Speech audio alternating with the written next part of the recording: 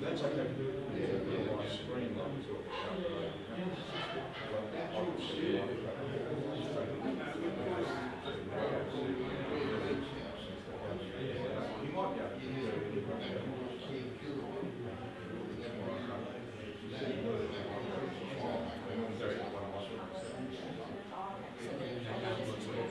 yeah, but one's mine, so I've got to say, yeah, it's a vortex.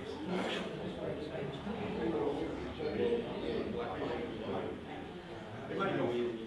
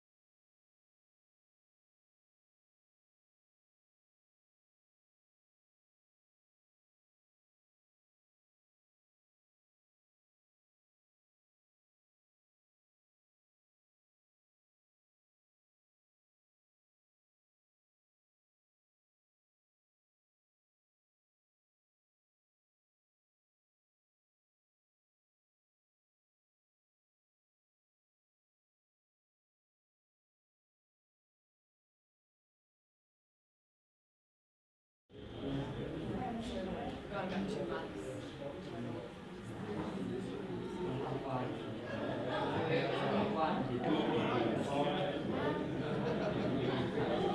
Yeah, yeah, I don't know if Vietnam for 3 weeks.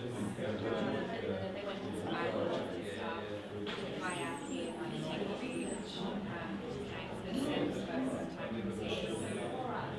So the ones that was attached to me, yellow, blue, and yeah, I don't know why we're trying to go to this, private flights for it makes sense everyone's going for Christmas holidays and stuff. Yeah, next time. How was Japan? Where'd you go? Yeah, so it just like everyone's getting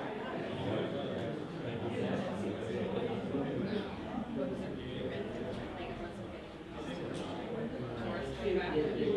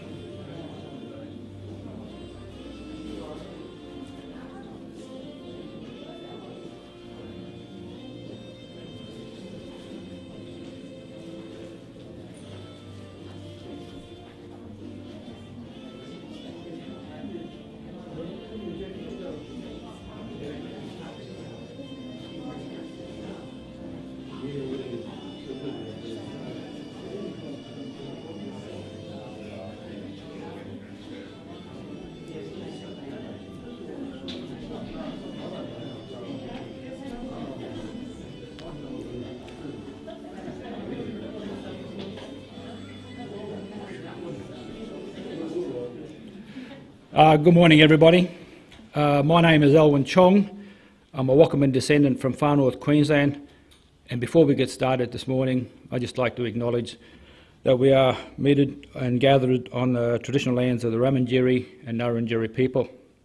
We acknowledge and respect their cultural, spiritual, physical and emotional connection with their land, water and country.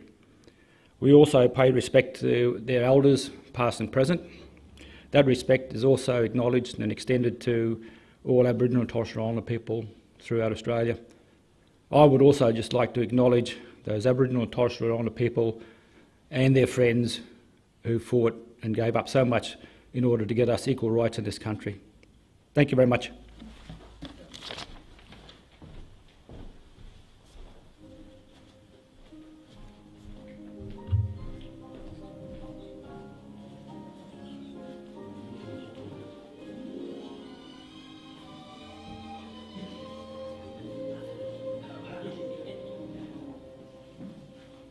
They try to tell us we're too young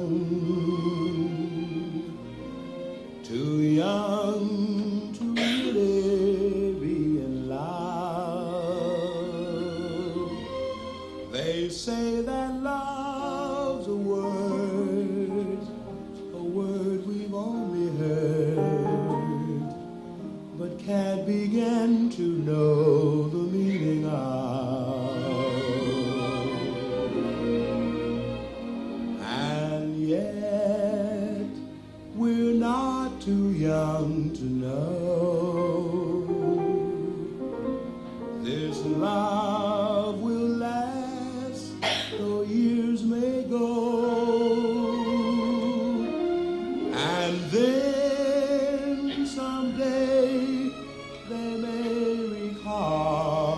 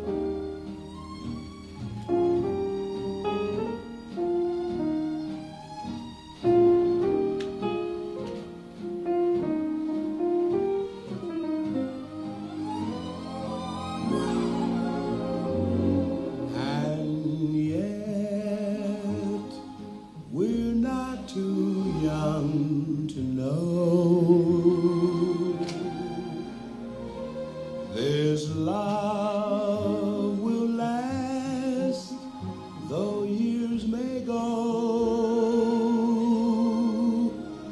and then someday they may recall we were not too young at all.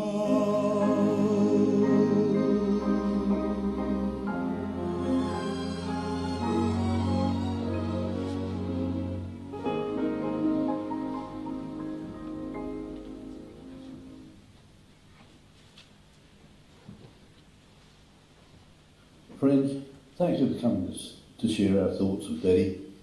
Fortunately, we met in our early teens and soon realised that we would like to spend the rest of our lives together.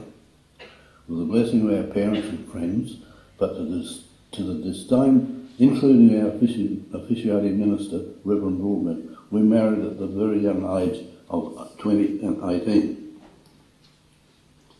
One of the guests sang this song, which we kept as our signature tune for the rest of our lives. And now I'd like to demonstrate the results of that early union. Our 6 children, 12 grandchildren and 13 great-grandchildren. Love you, Bet, forever.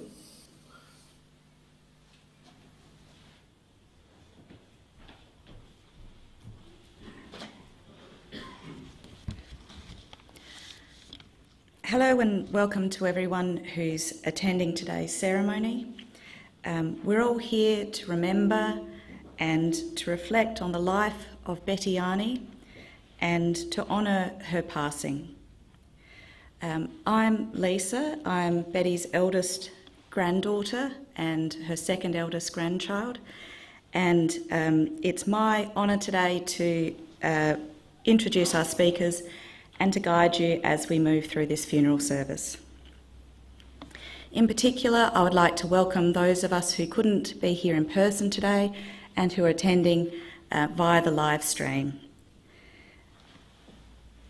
We'll begin first today with the eulogy which will be delivered by Christine, who's Betty's daughter, and that will be followed by words from Lynn, Fiona and Sharon, and Betty's son-in-law Michael, who will speak on behalf of Tanya, and they will each spend some time sharing their own memories of Betty. And you've already heard from Glenn, also known as Dad, also known as Pa, Betty's husband, and he or I will spend some time sharing some more memories of Betty as well. Before we start today, could I just ask everyone to check that you've got your phones on silent or switched off? And I'll also indicate that after the service today, we'll have a morning tea just at the rear, so you're all welcome to attend that as well. Can I please ask Chris to come forward and deliver the eulogy? Well, I was all right till I saw Dad. It is my privilege to talk about Mum as we remember and celebrate her life here today. Most of us know Mum as wife of Glenn, as our mum and as Nan Arney. She had been known to people as Bet, Betty and Steve. Others will know Mum as Mrs Arney from one of her many interests and other roles she had in her life. Those who know Mum from her last years as a resident at Ross Robbie know her as Beautiful Betty and as everyone's grandmother at the facility. Mum was born in 1935, the second child of Enos and Lex Stevens. Her early years growing up were in Gawler River and Angle Vale. In 1945, toward the end of World War II, as a 10-year-old, Mum and her brother Reg were sent to live at Peak with their grandparents, Grandma and Grandpa Howe. This was because it was feared the ammunition huts near their home would be bombed. Mum attended primary school at Angle Vale and later Adelaide Technical High School on North Terrace, where she studied a commercial course.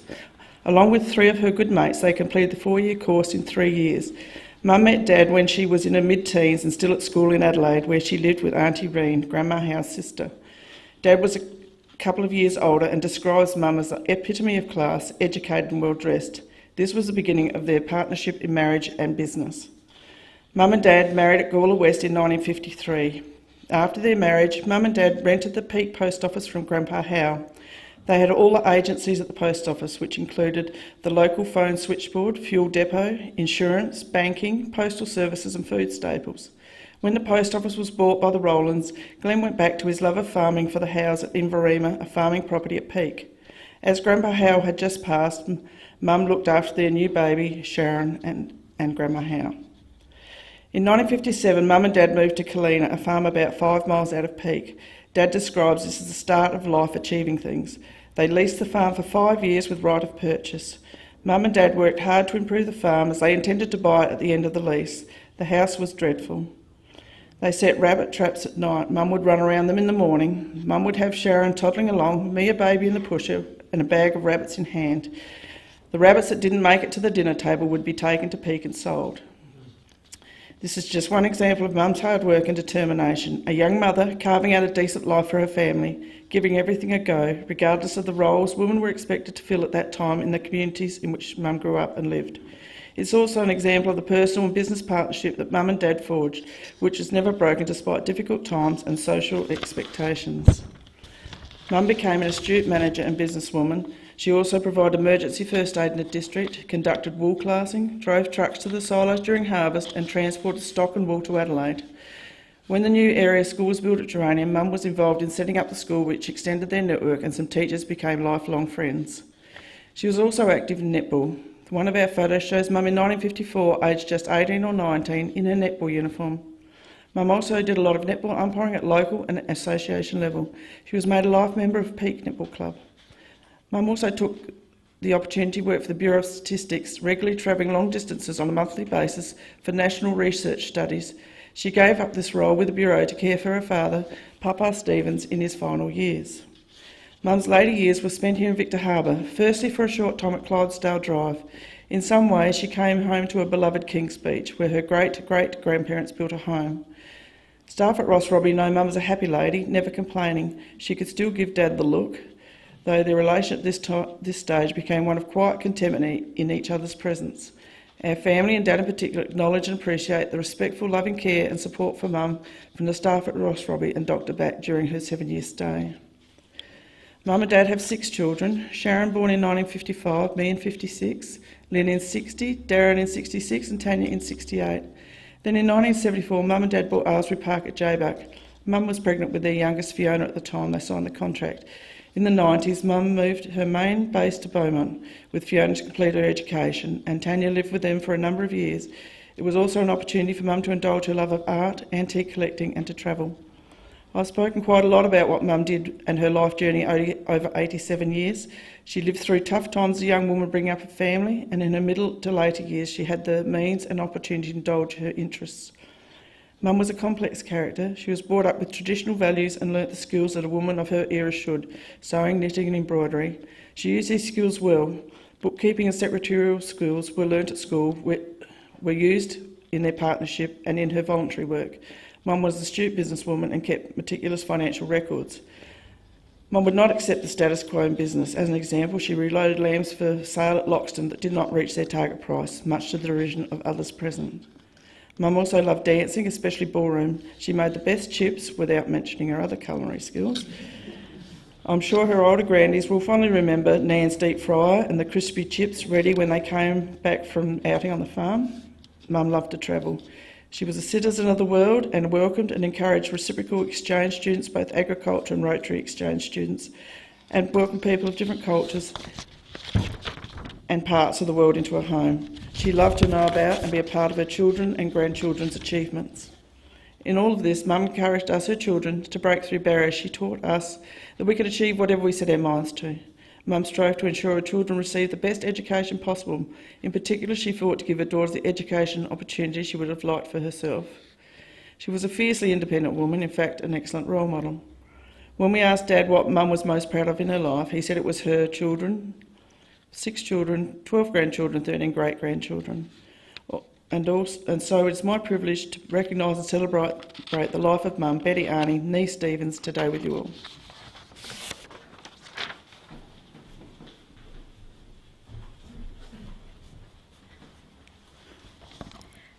And we'll now hear Glenn talk about the wool relief. Betty was a woman of great tenacity. and she feared no one. During the wool crash, times were really tough in the valley. When prices tumbled, a self-professed leader of the farming community was passing on misinformation to other farmers about available assistance. This made many people think they would not be eligible for the funding, and so weren't going to apply. Betty was so incensed that she went to Adelaide into the appropriate department, plus carpet and all, and came back with the correct information about the spoiled rubble. This meant many farmers now had the right information to successfully apply for funding relief.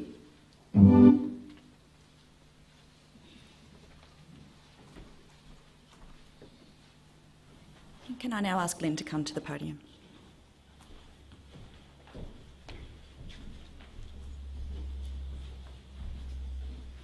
Hi. I just want to share a few recollections of Mum from our childhood. Growing up at Kalina, Mum worked really hard alongside Dad on the farm as well as looking after us kids. 1966 was a huge year as it was the year electricity came to Kalina. Prior to that, I have Mum's memories of Mum doing the washing in the old boiler, ironing with the coal iron and cooking on the wood stove. Mum loved a challenge and to test herself. None more so than when it came to driving and seeing how far she could drive while the petrol gauge was showing empty. She also liked to time dropping us off at the bus stop to the very last minute. This involved a cat and mouse game with Mr. Brinkley, the teacher who drove our bus. Mum would try and arrive at the very last minute. He, however, would try and drive off as soon as he sighted our car coming round the corner. Then Mum would shoot in front of the bus and make him pull up further along. Although one day Mr. Brinkley had clearly had enough of the game and refused to stop, and Mum had to follow him all the way to Geranium. There was much excitement when we moved to Aylesbury Park. We finally had an indoor toilet and it flushed. Mum loved to dance and attend the weekly balls in the local area. Mum and Dad were amazing dancers, and I have memories of Mum swirling around in her beautiful black and white ball gown, and Dad all suited up. Saturday afternoons were prep hour, and Mum would wash her hair and then put it in rollers. She'd use the hairdryer, essentially a plastic bag over her hair connected to a hose on a holster she wore over her shoulder. One of my most much-loved memories of Mum is when she's in this get-up and she's dancing up and down the hallway with the stereo and Mum belting out Tom Jones's What's New Pussycat or Shirley's Bassey's Hey Big Spender. Although Dad was the love of Mum's life, I think for a while Tom Jones wasn't far behind. Some of you may remember Mum loved a bargain. Never were bargains more likely to be found than the January sales. Mum would scour the advertiser for the best bargains. One year I remember it was face washers, but there was a catch. Due to the ridiculously low prices, there were limits on how many you could purchase. Mum, however, would not be deterred by such a silly rule.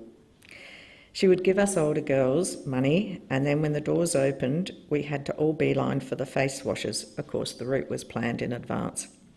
We had to grab the allocated amount and line up to pay. Once paid, we'd go back and get in the next lot and line up.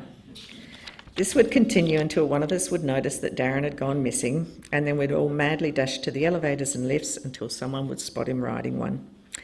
Thus we would all exit the shops, Mum beyond excited with her new buys and the rest of the family still intact. Mum loved and adored her grandchildren. She was so eager to meet Jen, she turned up in the delivery room. According to Mum, all her grandchildren were extremely bright and intelligent, and of course we as parents were totally on board with that. As a large family, our gatherings were big and Mum was the cook.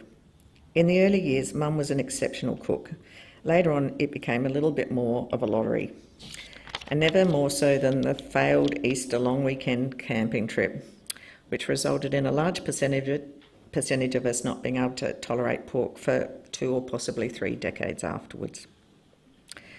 Mum's favourite meal was roast chook, but never once did she sit down to eat with us. She always wanted to pick the bones at the sink.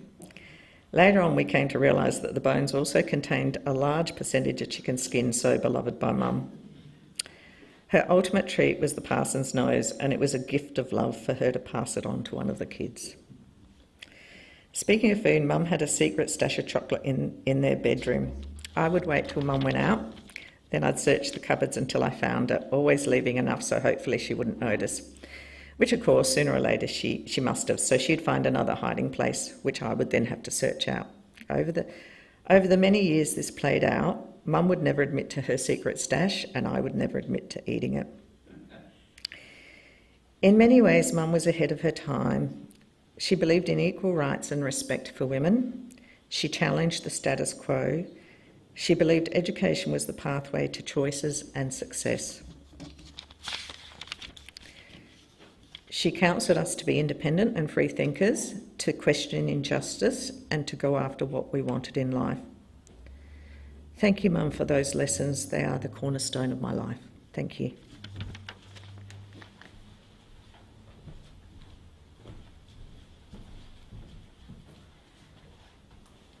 And we'll now have Fiona come and speak.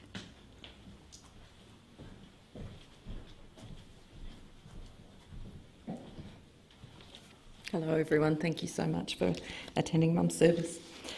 As the youngest of Mum's 6 children, I lived the longest with Mum until I was in my early 20s.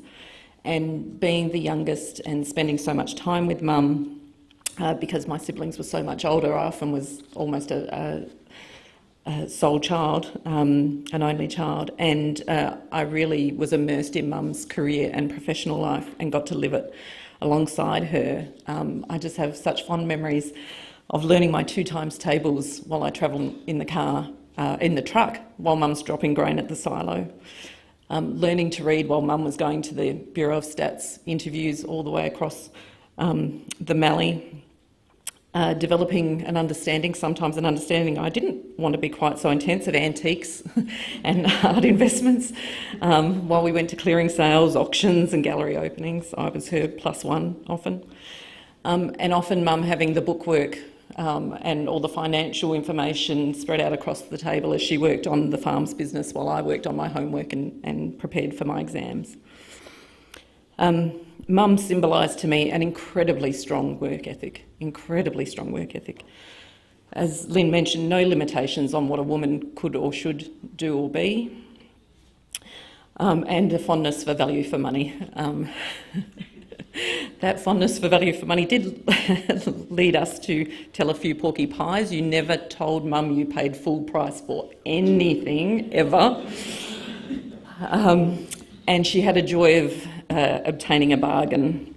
And that joy of obtaining a bargain could escalate very, very quickly. Unbeknownst to this establishment, she sourced free childcare from Le Cornu's, the furniture store. We're not entirely sure, I was very young at the time, and we're not entirely sure for how long she sourced that, because I don't believe she told Dad how many times, but after purchasing a very smart late 1970s, I think it would be, lounge suite, side table and lamp arrangements from Le Cornu's, she had observed that the childcare arrangements at Le Cornu's were designed for people to leave their small children to browse unimpeded while they looked there. And she would think, given she had travelled the 100 miles, we often heard that as Mum's refrain, I've travelled 100 miles to Adelaide, and bought a very expensive lounge suite, that entitled her to free childcare. And she would drop me off about 9ish in the morning, go do her day's business and then pick me up. I now work in child protection, so just if you make the connection. She did so often they had my name on a locker at Le Cornu's. Now, I have not had 6 children, I've had no children, and I don't know what sourcing childcare by the time you've had the last one might feel like. I believe they changed store policy at Le Cornu's after that. Another place I grew to know well, and Lynn mentioned the Mum's chocolate stash. Well, it used to be quite a large chocolate stash at one stage. I got to know the Roundtree Hoadley factory. Those of you who are fans of Violet Crumbles will know that they are the manufacturer of that sweet. And she had heard that their seconds, the offcuts, the wonky Violet Crumbles, could be purchased at low cost.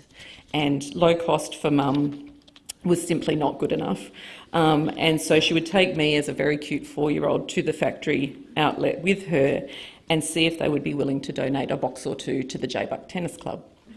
Now, some of you from Jaybuck will be quite surprised to learn of Mum's role in the Jaybuck Tennis Club because she did not have one, but she did give me a very strong sense of right or wrong. So when I pointed that out to her at the factory floor, saying, "But Mum, you don't do anything with the Jaybuck Tennis Club," our Violet Crumble supplies were cut off shortly thereafter.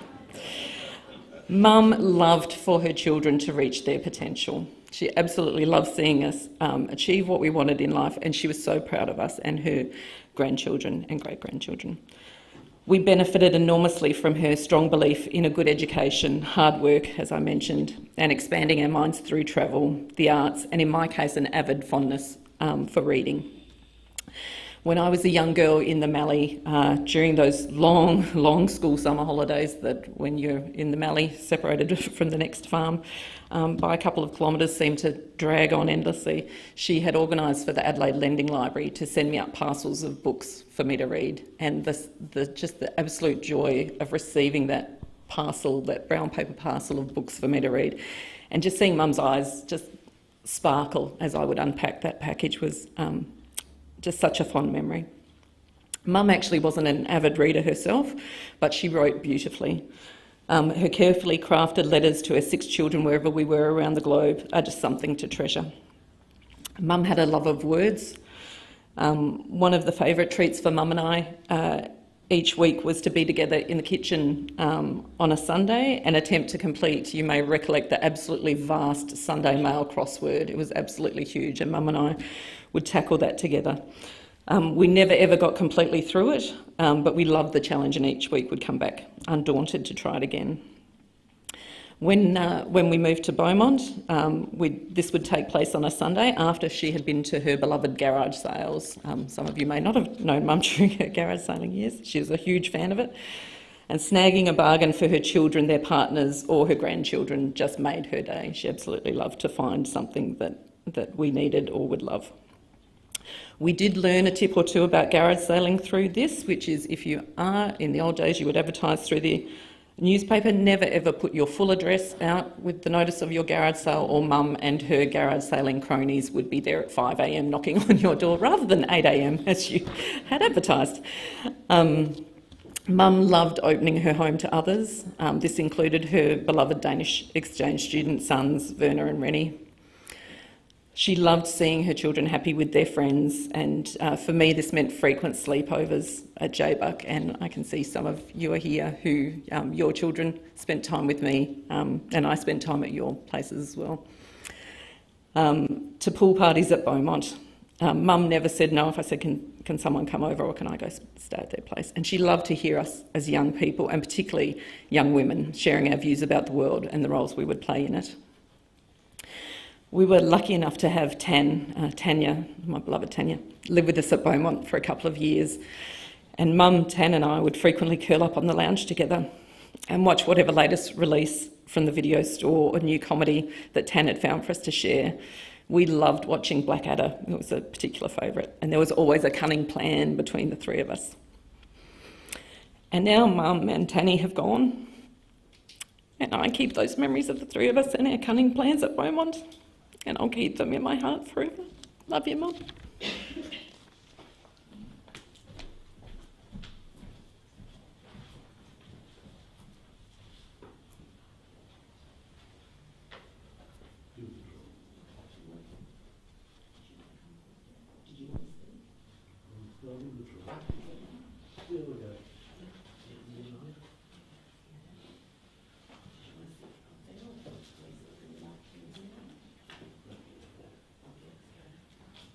Just excuse me, love.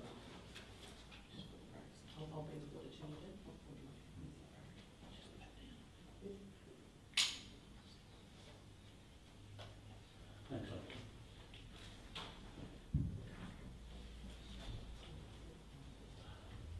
Which one? Oh.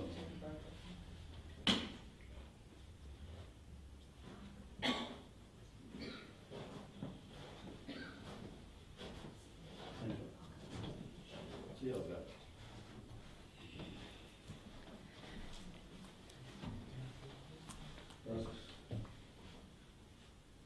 I'm going to break up, I'm not going to break up.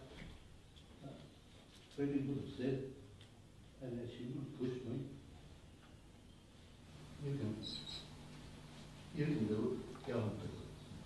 Don't have to go. I might get there, but I'll jump around all over the place here. But oh yeah, that'll do. You want that? No, I can't do that. That's all right.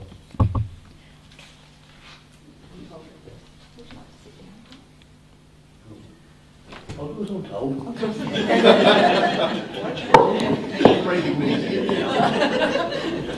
As you can see, I've got a very caring, and I'm very fortunate to have so many looking after me.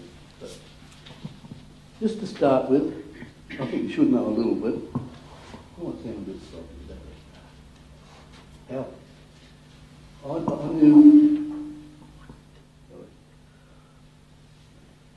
I only knew Betty as my good friend's younger daughter, sister, Reg. And to me, that's how Betty was for a couple of years, I suppose. We respected one another, but it might have occurred to her. I think there's two things went on in her mind that I never realised. But it eventually happened that stroke of luck, or probably Betty's management.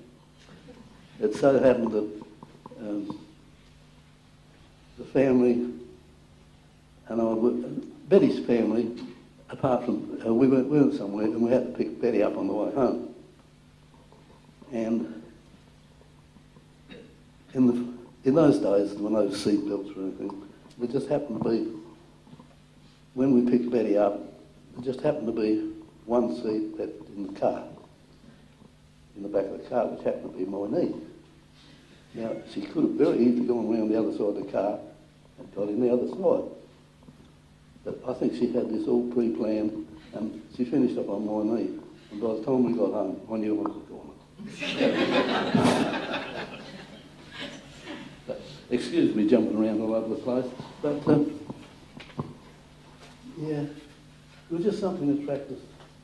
Right from that early stage, our values, I've probably said all this before, you have to put up with it. It's my moment. Sorry, I'll throw the thing away. No, we had, right from that day, we had respect for one another. I've mentioned competition, but it wasn't really competition. It was, on my part it was competition, but she was way ahead of me. It didn't matter what we did. And I'm going to jump around and all over the place, but one of the instances was we like to progress, we like to do things together, and one of the occasions was a wool classing course. And she was just so far ahead of she was just so far ahead of me and everything. And we did a wool classing course with an exam at the end. And I got a credit. I thought, I've got to win this one. No, she came back with a distinction. That was one occasion. Another one was, we used to do things together. It was a challenge more than a competition. She didn't need it, no competition on her part. I was floundering to keep up with her. But we did our first aid course, and I came back. I think I came back that I was advanced to the stage where I could go out on the ambulance in the emergency. But you know it, Betty was invited. Betty was invited to drive the darn thing and then act as a relief driver. But never mind, that was all good. I accepted it after a year or two. But, I remember, I'm jumping around all over the place. But Betty was so confident and capable of doing anything. And in our life as business couple, invariably the representatives of the different companies or something would ring up and, can we speak to Glenn, please? And what riled both of us was, and my response was, and it was usually a man, I would say, goodness sake, man, she knows more about the business than I do. And she did. She was brilliant. as much as I'm falling, I can never praise her ability so much. We had our moments, not very big ones, but anyway, we were in the post office at the time, and we had the manual, everything was manual, no computers, no adding machine, and it was a manual telephone. And every phone call you had to write these wretched dockets. And every month you'd have to sort these out into their destinations, the whole works, and accurately work out the cost. Pounds, shillings and pence, not dollars and cents. And we were a bit tired and we were getting a little bit tedious, and Dopey went and said something inappropriate, and she went off a bit of a huff to bed. Well, I finished up the jobs and I went up to go to bed, and wouldn't you know it, she locked me out. And all my stupid pride, I thought, okay, madam, you can have your pride, I'll go and sleep in the spare room. The next morning she came and very lightly apologised for locking me out. She didn't intend to do that, she said, but you hear a likely story. And anyway, she said, she didn't intend to lock me out, but when you were in the sin bin with Betty, you were in the sin bin. But I said that, but no, in all of that, in our little bits and tips and so forth, we had that, well, I hope we both had that mutual respect for one another, and me in particular, of her ability to achieve things. And there was always, yes, there was always that little bit of competition on my part. If I could only just come up with something one day. And I think I've just, did I mention the wool classing? Yeah, I thought I had it. No woman's expected to get a distinction in that. But no, I could waffle on, but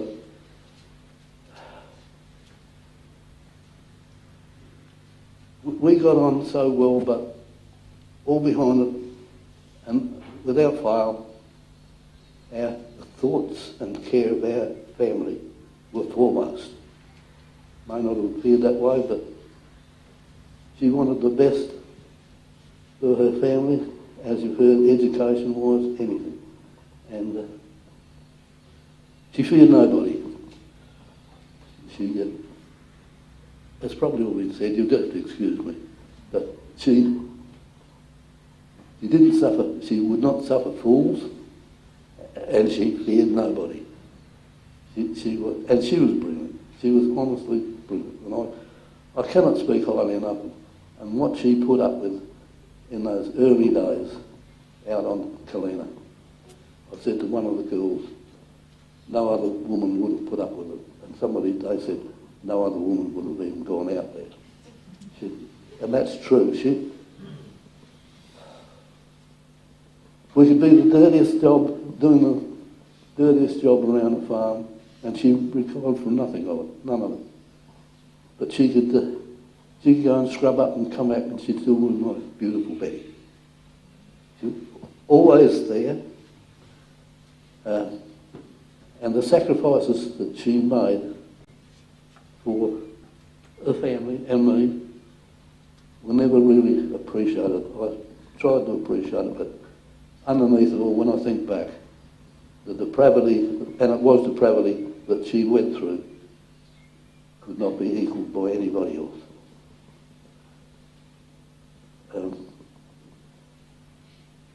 The one disappointing thing was she absolutely loved her work with the Bureau of Statistics. And to a certain degree, if I'm going on too long, sing out, shut the door. If I'm going too long, and that work with the Bureau of Statistics, to some degree, compensated for the missing out on the life she could have lived. And I'm just looking at Chris's face at the moment. I'm going to break in a minute. Sorry.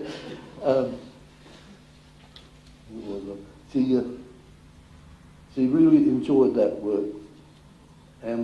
But when her father became so ill, that he took on the role of looking after him.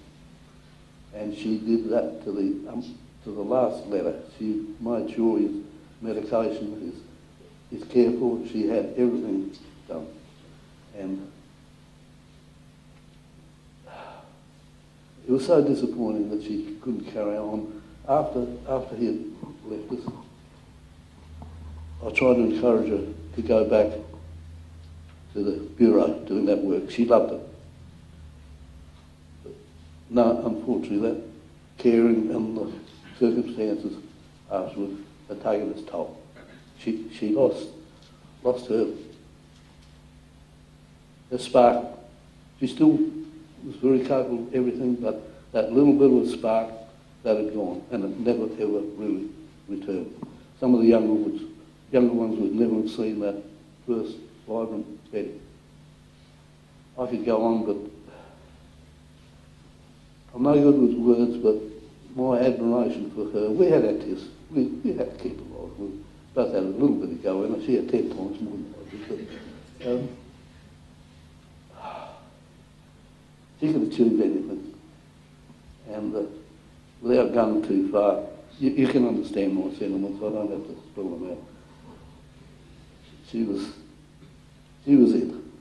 And somewhere along the line, I don't know the audio, I couldn't pick up the words, but on them, I always said she was the epitome of class. Not fancy, she was just she had everything. And it's with regrets that she could never go back to her love of, she absolutely thrived on that bureau work. But she never lost her drive or anything like that, but that looking after her father in that period just took that bit of sparkle out of it, and she never ever regained it. And I could go on, but you know my thoughts.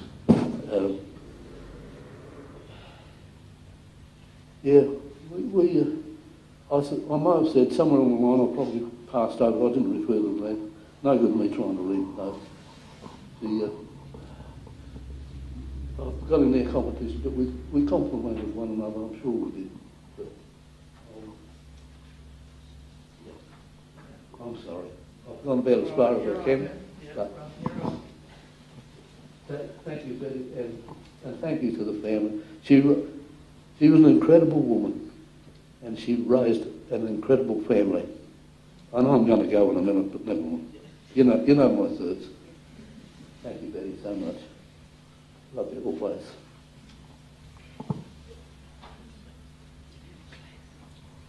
On with the job, she said. I'll go and sit here back there. Just looking for attention, Dad. You're just looking for attention. I was really around here. But lunch is cool. Thanks a lot. Okay. Who was more bodyguard?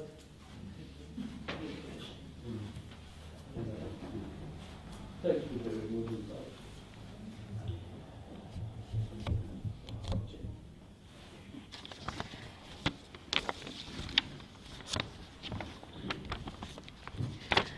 And if you would now like to turn your attentions to the screens, we'll watch a video reflecting on Betty.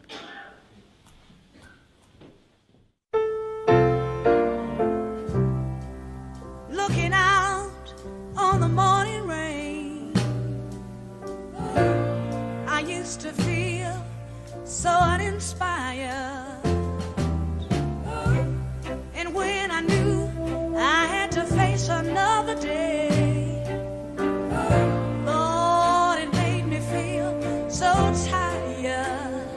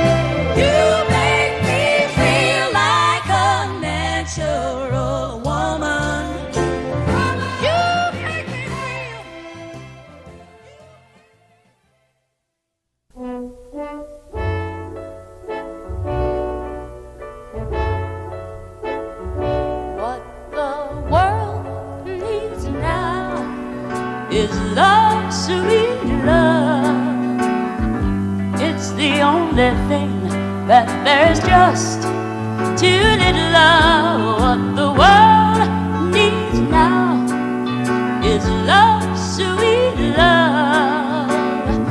No, not just for some, but for everyone. Lord, we don't need another mountain.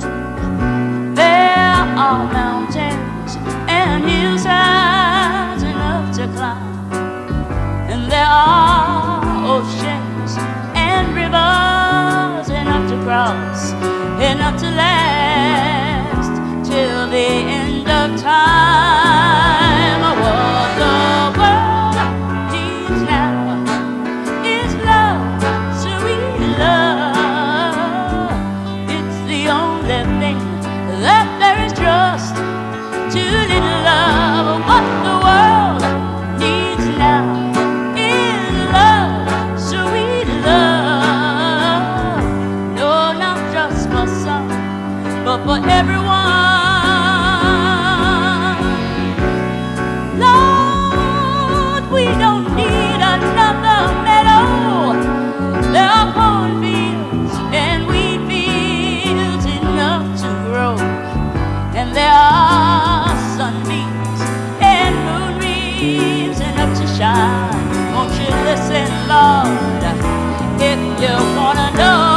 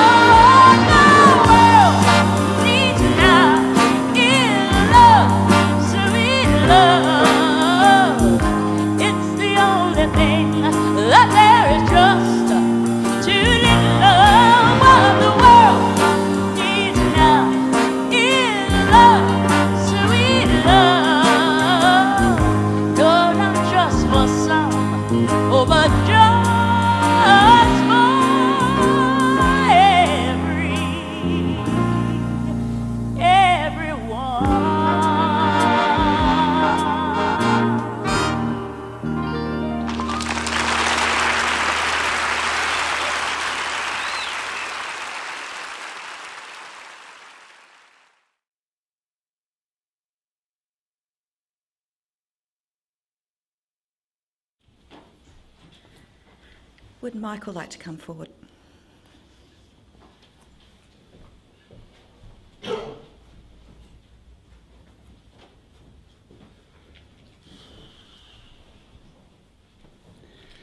Well, after those, that montage, it may take me a minute just to gather myself.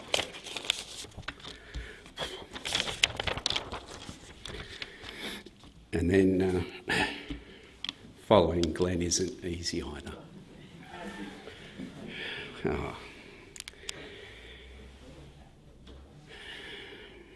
So please bear with me. Hello everyone, I'm Michael and I'm one of Betty's sons-in-laws. I had the honour of marrying her daughter Tanya, who tragically passed away last year from cancer. So I'd just like to say a few words of thanks to Betty on Tanya's behalf.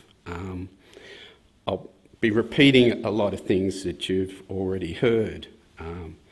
In that way, it sort of confirms exactly what Tanya was feeling, but also confirms the insights that everyone's been giving you into who Betty really was. So I'll start, and I'd like just to say that Tanya was always thankful for the positive things that Betty did for her. Throughout her whole life, she never forgot them. And I'll just take you through a few of them. And as I've said, you've probably heard this before, but I think it'd be remiss of me not to let you know how much Tanya also felt this.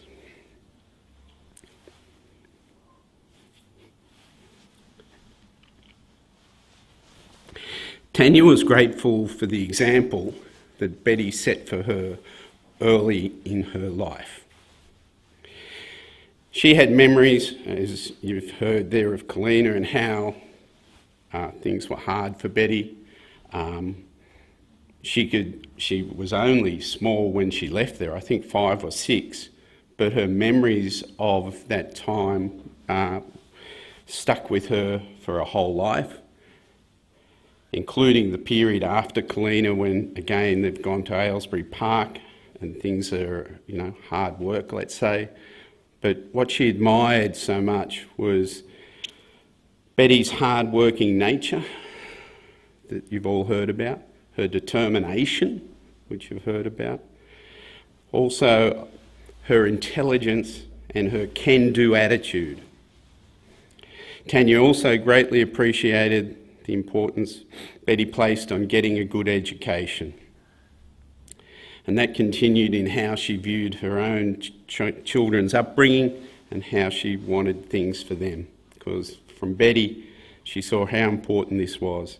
And this educative focus not only included higher education, past high school, but also cultural exchange, and that was to open her mind and broaden her horizons.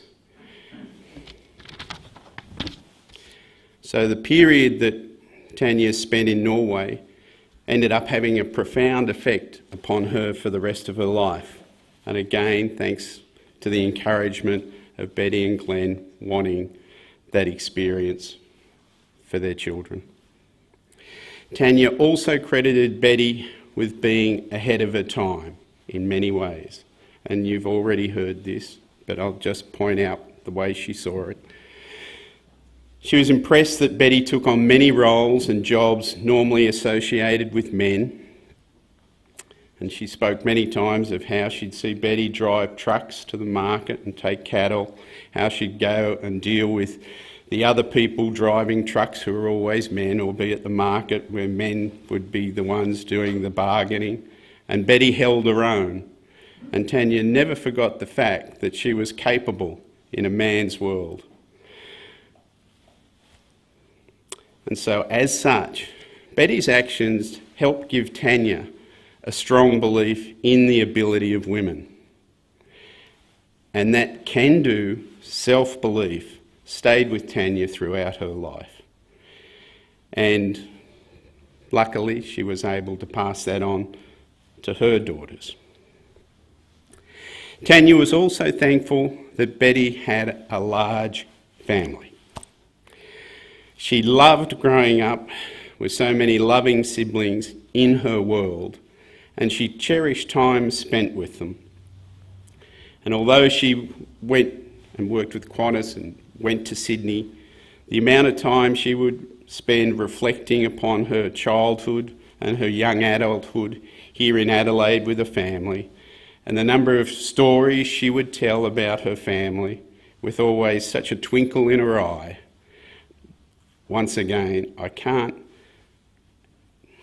emphasise enough how important that large family and the extended family was to Tanya. So thank you, Betty, for all the support, the encouragement you gave Tanya to grow and to go out into the world. And go out into the world she did. Wherever she went, it was made better for her having been there. And Betty had a role in that. I just want to end on a couple of things. It's said that work is love in action. And as we've all seen, Betty worked extremely hard for her family and for Tanya, especially in those early years. So thank you, Betty, for all the love you gave. And as one final just reflection upon it, I can't help but be, in a way, overwhelmed by the connections that come from us honouring Betty here today, the siblings that are all here in front of us, the in-laws, but then you have the grandchildren, the great-grandchildren, the connections between everybody, and how somehow I don't understand life. It's a bit of a mystery to me. But I do see great beauty in the interconnections. And Betty's part in that is also very beautiful. So thank you.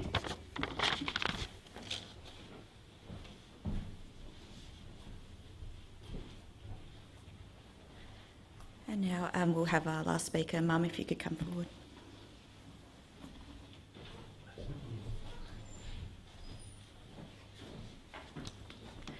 Hello everyone, I'm Mum, I'm Sharon. Thank you all of you for joining us today to celebrate Mum's life, and I'm sure I speak for Dad and all my siblings. Thank you very much for coming and spending your time and paying your respects to Mum. I have just a few snippets to share, and you will have seen many, many themes coming through.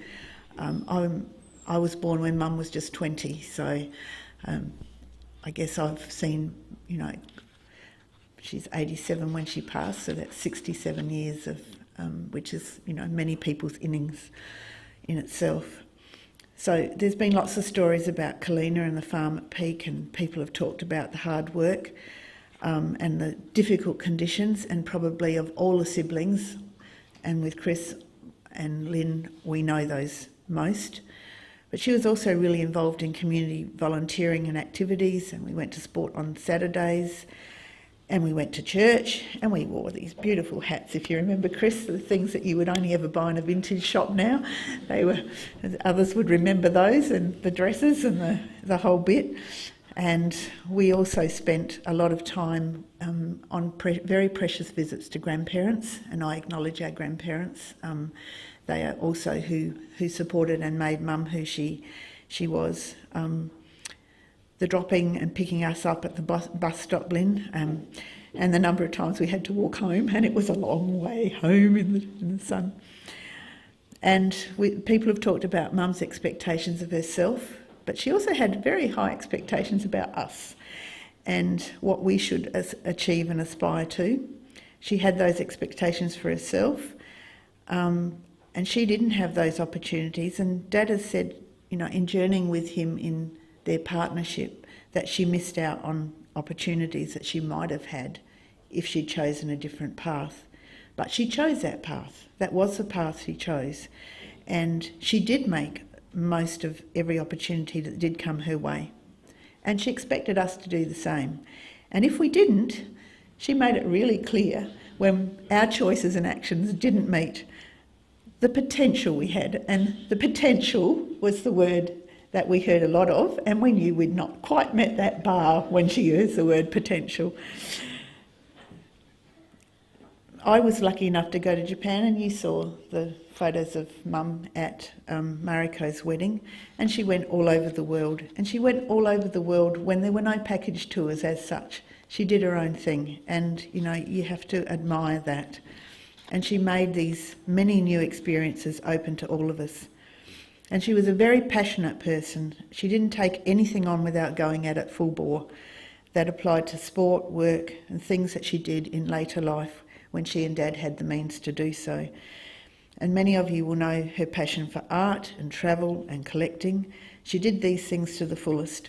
And I have to admit to being a wimp when she'd been to the garage sales and she'd turn up on Sunday morning, and Jack would go and make coffee, and then I'd summon the courage to look at what was in the back of the car.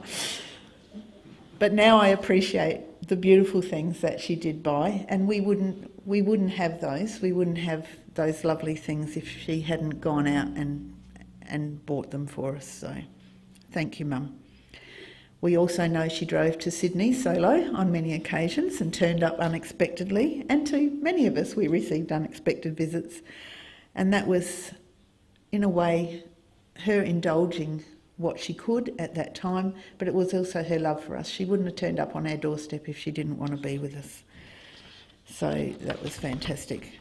Some of our family remember holidays with no pre-booked accommodation. I think they were a challenge as well as a joy. Mum's later years were very different to what she and Dad would have hoped they might have been, and I think it's fair to say that Mum wasn't always the easiest person to get on with, particularly when that Alzheimer's started to take its toll. And those journeys in those early days of her Alzheimer's was difficult. And it was really hard and frustrating to witness her decline into that world when she and Dad retired to Victor and when they should have been enjoying life together. And then those early days in care, and I know they took their toll for everybody. However, modern medicine helped to bring back the best side of Mum's character, and she was lovely to be with in those last years, and we were very lucky that medicine helped her to bring out that lovely side. And Jack and I had lots of times when she could climb those stairs to our place of watching video movies with her, and anything to do with Andrea Bocelli she loved. And we know also that it was lovely to see Mum and Dad to have that time together when she was in Ross Robbie and when she went out on excursions, just to be content in each other's company again. And we know that she loved the visits from grandies and from family at that time. So being with Mum in her last days, we witnessed that same tenacity that she lived her life. She made sure she lived every day that she could. And we also heard from the staff at Ross Robbie the lovely stories about Mum. And they remember Mum as everyone's grandma, as a lovely lady and a beautiful lady. And she had her quirks. We know the number of serviettes that got folded and put away in her cupboard. She was beautiful Betty, and they remember her cheeky smile.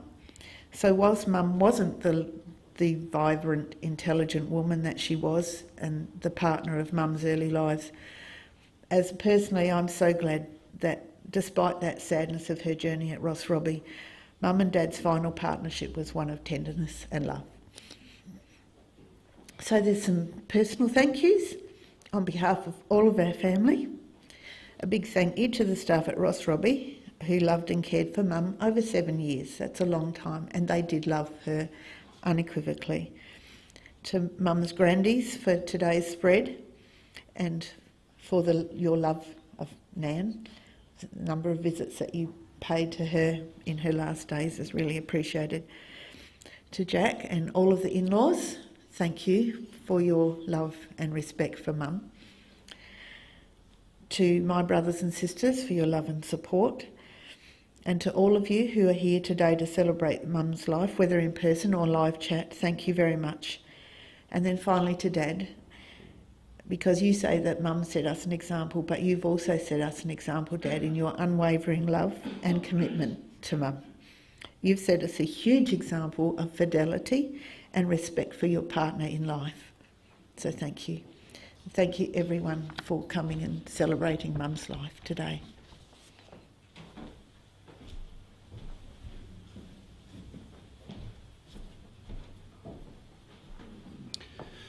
Hi, I'm Darren, Mum's only son.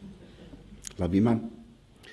Mum didn't have any vices other than chocolate and a furphy. We won't even call them little white lies, so just so that helped a transaction occur or to get something done. Of vices, she didn't drink.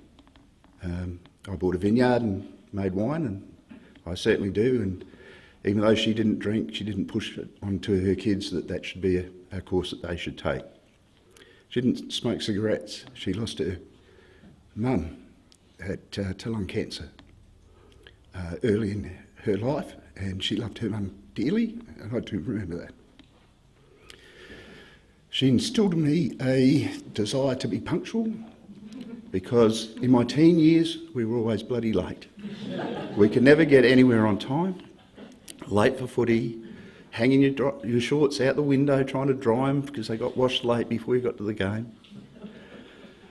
And so I'm very punctual, but I think she was getting me back for when I was a young boy and we'd go to John Martin's and we talked about the escalators and the lifts, and Mum would have her head somewhere looking at a bargain and I would just jump on the escalator and I'd end up in Lost Children. And that was free childcare as well. And I think Mum did put the SOS out about 4 hours after I went missing. And Tanya would end up there as well.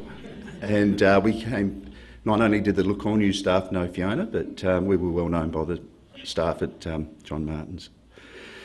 She was a very astute businesswoman, and she taught me to respect women in business, which I still would just actually help my career a lot. And she was very smart, very financially smart.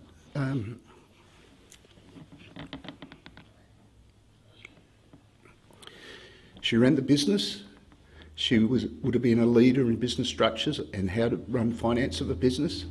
It was GP and BL Arney, and BL was not the brother of GP, it was Mum. And I grew up believing that was the case in all partnerships. She ran a self-managed super fund, a very high-end self-managed super fund into her 70s, and the Alzheimer's would have been terrible for her to lose that skill. So I'll just wrap it up there. Thank you.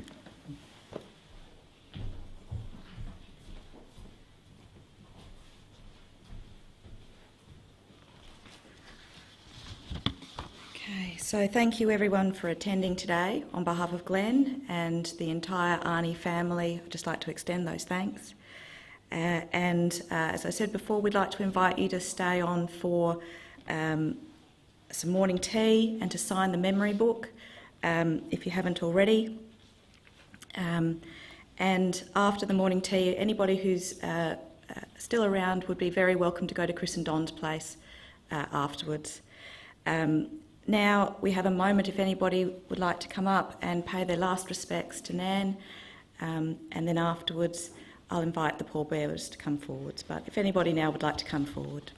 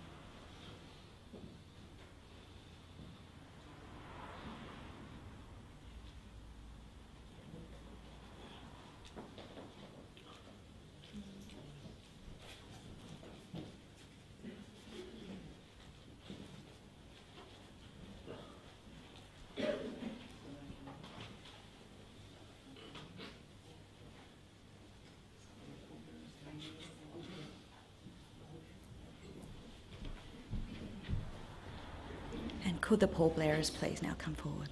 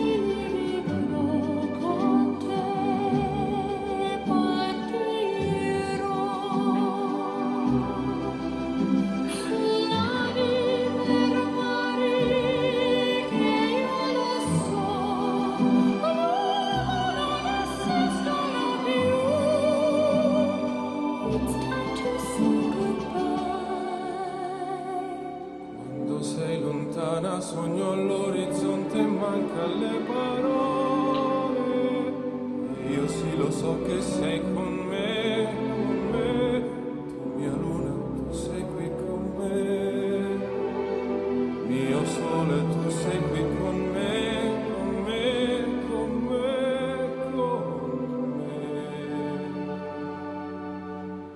me.